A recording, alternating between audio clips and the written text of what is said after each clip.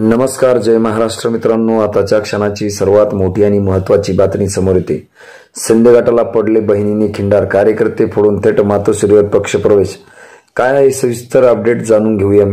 शिंदे गटात गेलेले 40 आमदार आणि 13 खासदार यांची धाकधूक वाढणारी बातमी कधी येईल हे सांगता येत नाही। म्हणजेच लवकरच निकाल लागणार आहे।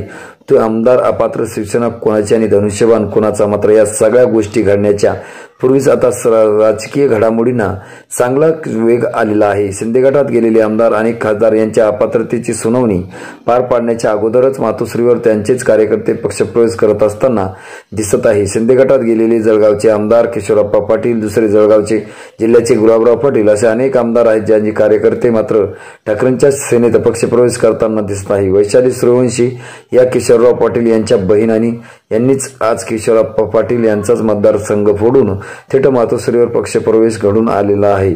उद्धव ठाकरे यांना एकटं फोडू द्यायचं नाही आणि मरेपर्यंत उद्धव ठाकरेंची साथ सोडणार नाही असं वैशाली सूर्यवंशी यांनी म्हटलं आहे। तर उद्धव ठाकरे हेच खरे नेते आणि राजकारणी शोभतात। बाकीचे फोडाफोडीचं राजकारण करण्यात त्यांना स्वारस्य नाही।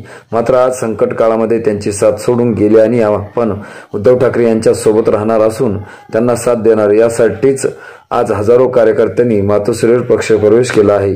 मित्रांनो, तुम्हाला काय वाटतं? तुमची प्रतिक्रिया आम्हाला नक्की कळवा। भेटूया पुढच्या व्हिडिओमध्ये। तुर्तास धन्यवाद।